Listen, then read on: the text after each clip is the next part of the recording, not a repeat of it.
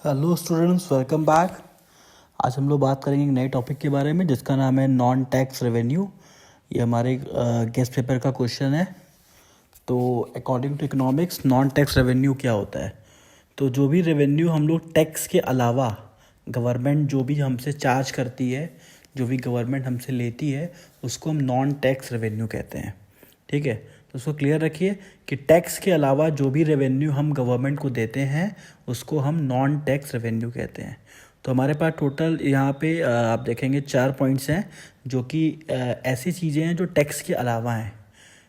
ठीक है, तो टैक्स के अलावा क्या क्या चीज़ें हम गवर्नमेंट को देते हैं? पहला हो गया commercial revenue. All revenue which are receive in the form of price of goods and services produce by the government. जैसे गवर्नमेंट ने अपनी बस चलाई, उसके बदले में हमने गवर्नमेंट को पैसा दिया, या फिर हमने गवर्नमेंट से कोई गुड्स खरीदा। ठीक है, जैसे स्टील खरीदा गवर्नमेंट की कंपनी से। तो ये सब क्या है, यहाँ पे हम गवर्नमेंट को फ्री में पैसा नहीं दे रहे हैं, उसके बदले में कुछ ले रहे हैं। तो इसको हम लोग कमर्शियल रेवेन्यू कहते हैं। और यहाँ गवर्नमेंट भी हमसे पैसा कमाती है, खाली वेलफेयर नहीं करती है। उसके बाद एडमिनिस्ट्रेटिव रेवेन्यू। यहाँ पे क्या क्या चीज़ें आएंगी? For example fees, licence, fines, forfeiture, escheats etcetera. तो इसमें क्या क्या चीज़ें आएंगी? जैसे आपने कोई चीज़ का लाइसेंस लिया, ठीक है, या फिर आपने अपने कंपनी का रजिस्ट्रेशन कराया, तो ये सब जो पैसा आप गवर्नमेंट को खर्चा करते हैं, मतलब देते हैं गवर्नमेंट को, उसको हम बोलते हैं एडमिनिस्ट्रेटिव रेवेन्यू। उसके बाद गवर्नमेंट के पास और कौन से पैसे आते हैं जो कि टैक्स के अलावा हैं? वो है gifts and grants. Gift are the voluntary contribution from the private individual and non government bodies to the government fund for the specific relief fund during the emergency.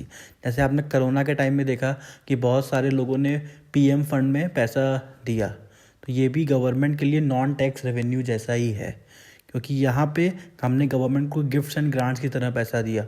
Government इसके बदले में हमारी कोई हेल्प करेगी ये हम एक्सपेक्ट नहीं करते, हमने उसको दान किया गवर्नमेंट को।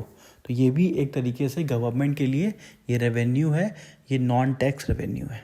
नेक्स्ट आते हैं deficit financing, that is printing of a new currency. तो अगर कोई गवर्नमेंट न्यू करेंसी प्रिंट करती है तो उस कंडीशन पे भी गवर्नमेंट जो उसको फ़ायदा होता है उसको भी हम लोग एक तरीके से नॉन टैक्स रेवेन्यू कहते हैं। और उसके बाद grants and loan to from other country. दूसरे कंट्री से अगर कोई गवर्नमेंट को लोन मिलता है या फिर कोई दान मिलता है, तो कोई रिलीफ के लिए पैसा मिलता है, तो वो भी हमारा नॉन टैक्स रेवेन्यू में आएगा।